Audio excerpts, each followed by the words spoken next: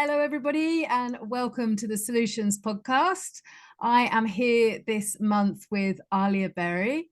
And so, welcome, Alia. Hello. So, we're going to have a bit of a youth perspective on education. And, I think most of us can probably agree that, the education system isn't working. So, being, of the younger generation now, Alia, like looking at the state of the world and all that's kind of going on right now, how do you see it? How can you kind of like just I don't know what the word is, but kind of like assimilate all what's going on? Yeah. Well, I've always had, I always think of myself as quite a positive person. Um, I like to look for the best in things, and I've just always been like that. So, I look around and I see so much fear, and so many people are just so lost, and there's not really any proper leadership in our world. And I think without leadership, everything goes a bit downhill. But in saying that, I think there are definitely those people out there that are creating solutions and do know how to lead and are taking on those roles. So I would say I do have faith that, you know, humanity can sort things out. Well, that's it's all about attitude, isn't it? I mean, in so many areas, it's how we think. It's, is the cup half empty or is the cup half full? Yeah. We can just and that's, hence why I call myself a solutionist. So there's enough people that focus on the problems in the world. So we need more of us that can go, okay, well, let's just have a look at what the solutions are. And so what areas do you find really exciting and like the real kind of future solutions that we need to be moving towards? Well, that's the exciting thing about the school I'm going to at the moment, because it's all about I think they call it futurism, which is all about creating students that are looking at situations and being able to make solutions. And we look at all different sorts of things. Climate change is one of the big ones, and building sustainable cities and sustainable ways of living. And yeah, it's very exciting to be in an environment like that. So it's the And you are, School of Humanities, isn't it? That yeah, yeah, so I did have a quick look on it and it looks great, this online learning. And I mean, there's, these different areas, like you say, it's kind of like, future of sustainable cities and even conscious capitalism. I mean, wow. That's a whole way of looking at economics that is not normally taught. So it's like, well, this is really different. So yeah, it's really great to meet someone that's going to this school. And so just talking a little bit about, how it works. So how many people do you have in your class and what age groups are they? well, I think the school is still quite small. They've only been running for about 2.5 years, and I think overall they maybe have 60 students, which are split up into 4 different groups at the moment. I'm in a group with 16 kids, so it's a pretty good ratio. Everyone's sort of engaging, and there's enough student teacher interaction, even though it's online. So, yeah, 16 kids, and the age groups vary between 13 and 17 um, in my challenge, which is, yeah, it's awesome to have that sort of. Because, I mean, during that age gap, your brain develops so much that it's good to have those sort of different perspectives from different ages. And you were saying before about the kind of the teaching also about like the latest in neuroscience and how our brains actually work. So can you Yeah, comment anything on that? that's the challenge I've been working on this term. And it has just been so eye-opening because I didn't even really know the different brain sections and their functions.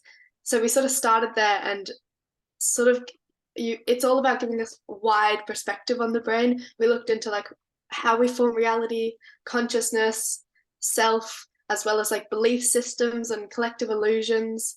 And but then also with everything we look at both the psychology, the philosophy, and the science side of it. So you get this sort of, how it's happening, what like how how it's happening, why it's happening, and what is happening, all sort of at the same time. So it's been pretty awesome. That sounds amazing. I mean, that's really, that is what's truly holistic, isn't it? When we can look at the whole picture. So it's not just about the science or it's just about philosophy, but to be able to kind of like bring all these things together so that we can have, a much better kind of look at the world. So is there any other things that you found quite fascinating in that study? What I've been really enjoying is that when I was doing science at the public school I was at last year, the textbooks we were reading out of and answering questions from were from about 2010 to 2013. And it was like the stuff in there was interesting, but the textbook is so just like on this date, this person did this, and this was the result. And then I've been learning about, I've been reading a book called The Telltale Brain as part of the course.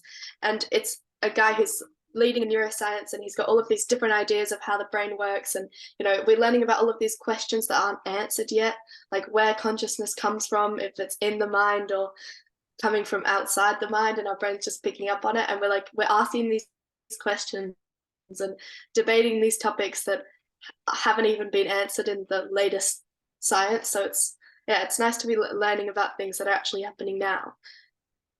Yeah, that's really exciting. I mean, it was only just recently that kind of penny dropped when someone said to me about how and why we're in the state that we're in is because main big business and, politicians and, kind of the majority of people that are supposedly running this world, they're so left-brained. And that's the part that's kind of like analytical and siloed thinking. And the other side, which is the right brain, which is the artistic and the musical and the creative, is just not acknowledged or honored in our society anymore. And so it's like, well, okay, it's almost like atrophied, that right hand side of our brain, because it's not being used.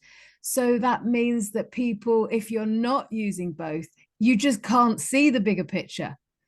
And it's like, Mm-hmm. oh, okay, that makes sense.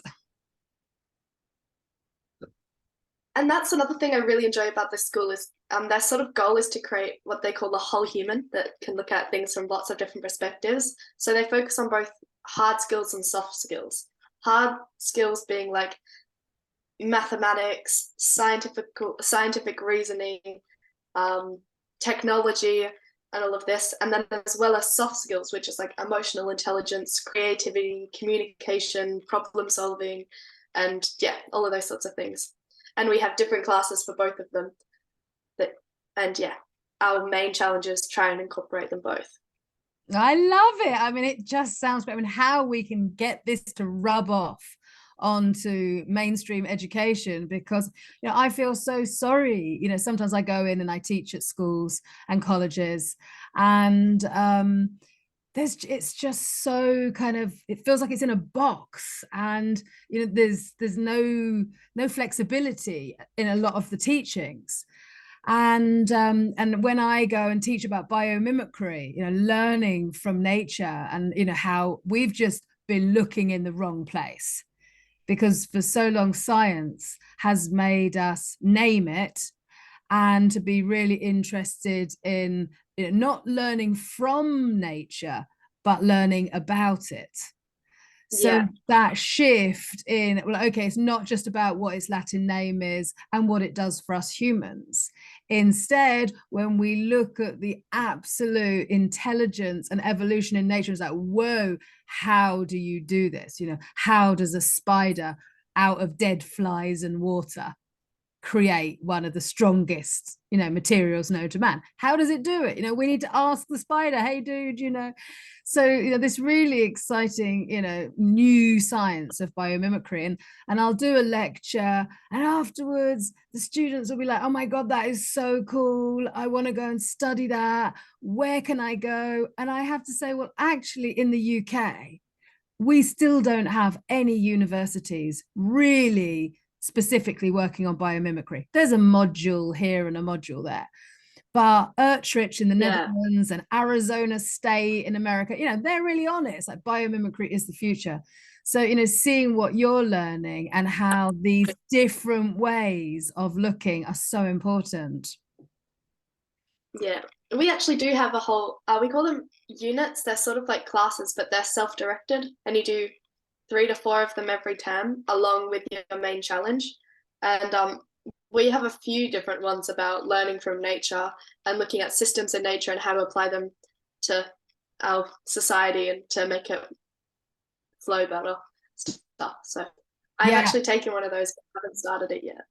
Great. Oh, it is. It's so awe-inspiring. And even, there are like software designers now that are learning from slime molds because, the Japanese have been studying slime mold for a long time. It is this crazy, it's not actually a fungus. We think of it as some kind of like fungus, but it's really not. And how it has an intelligence to solve these complex problems and mazes, and it doesn't have a brain, and how does it teach itself and then pass this information on to others? So it's amazing that little that we really know. I've been reading this amazing book by Marilyn Sheldrake called Entangled Life, and it's just all about that, like how mycelium networks communicate to each other and discover direction and temperature and all of this stuff with no brain. And it's like, well, so many mysteries there. It's quite exciting. Yeah, I think the fungal kingdom is really kind of, it's like the new frontier that for so long people just thought all fungi and mushrooms were plants, and then finally they got given their own kingdom, but still very little is known about them. So many species still yet to be identified, and understanding what their roles are. And I have a friend that's been working on the fungi that actually just lives inside the leaves of plants quite happily. They just have this kind of symbiotic relationship. They live together, and they're not just like decomposers like quite often we think of them. So, and the fact that they're inside us and all over us, and we are like these kind of like little earths, each human covered in all these different kinds of species, and it's not many human cells in us, really, is there? Yeah, it's so cool. It's been eye-opening reading that book and just learning how much of an impact fungi have on absolutely everything. It's so cool. So going back to your challenges that you have at the school, so how do they break that down? Are there different areas? Is it like one time you're doing one on science, or one time you're doing art or maths? I mean, does it fall into the normal kind of curriculum in any way? Well, basically the basic rundown of how the school works is that every term you get to choose between 2 challenges. One of them will be more STEM based, and one of them will be more sort of humanitarian based.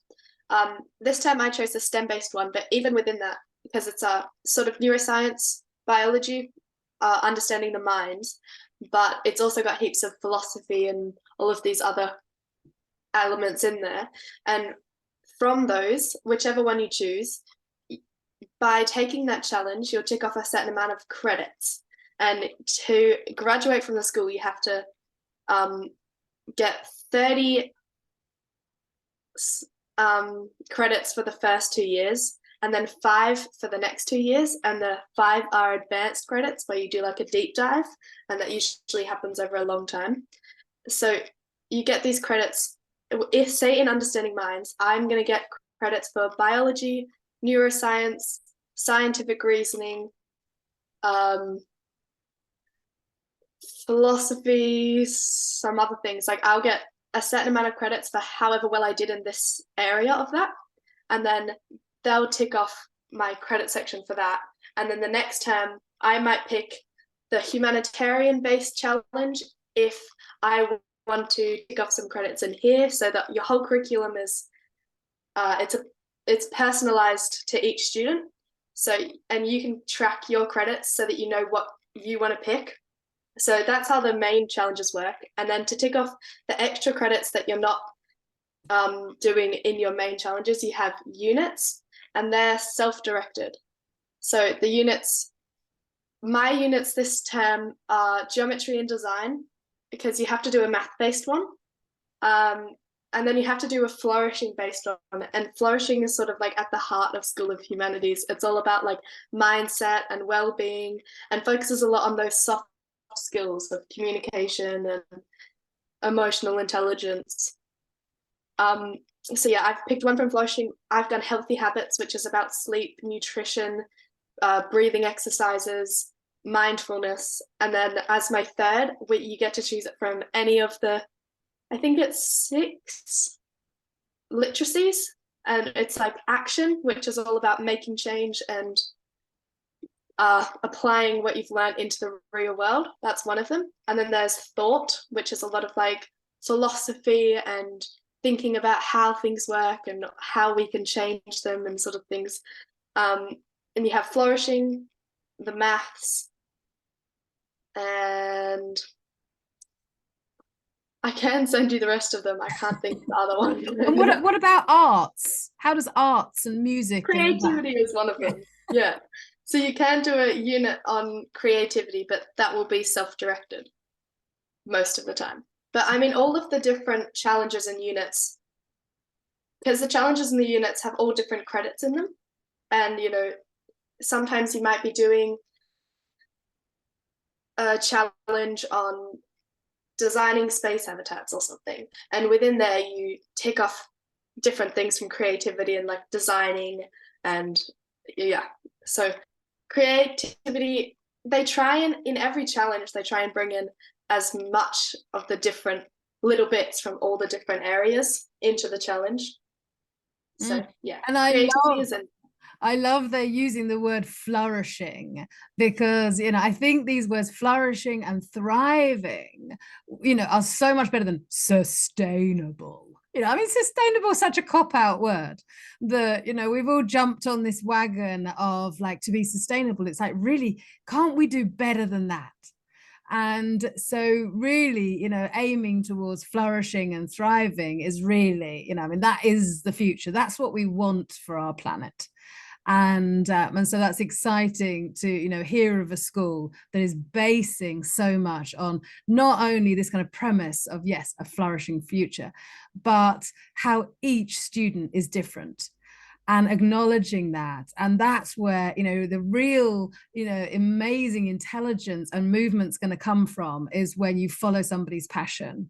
And I think that is what sadly is so missing in many state schools, is that you don't get to follow your passion. You have to just follow what you're told. Yeah. And that's another awesome way this school is designed at School of Humanities, is over a term, you have 5 weeks of what they call engage phase, which I've just finished. I'm on my midterm break right now. And the engage phase is like, you have things called pre-sessions where reading and little tests, but like they're not, tests don't add to anything. It's just to prove your understanding. And then you have your class, which is an hour and a half. And it's like lots of activities and discussions and debates, and the teachers explain things in further depth. And then you have a post session where you apply what you've learned to whatever you're doing as your post session. That changes every week. And then at the end of the week, you hand in a complete post session from everything you've learned in that week. And that's the engage phase. And then I'm about to shift into the apply stage. That's not the proper name for it, but I can't think of it right now. And this is basically, you pick the thing that you are most interested in, that like caught your attention the most, and you create either a solution or an opportunity. That's what they call them. So, you know, maybe you're looking into dementia and Alzheimer's and how that's affecting people in their later years of life. And you might create a solution, you know, a type of hearing aid that they can use that directs them home or something if they get lost out in public. Or you might be looking at how communities are so disconnected these days, and this community living is so missing in our society. And you might work on like a program that brings communities together. And you get to do a deep dive into whatever you thought was the most interesting and create a solution for how to bring that into the world. Wow, I love it. I mean, it also kind of chimes along the same way as One Planet, which is kind of like an organization that I'm working with, which has created this whole new like online tech way of having everything joined up, moving away from the Excel spreadsheets and into like mind maps, and how everybody's joined up in an organization and in the government, and how different departments do actually work together. So, it's this kind of big picture thinking of how many problems, they are all connected. And so rather than just siloing the problem, it's like looking at how it's all connected together.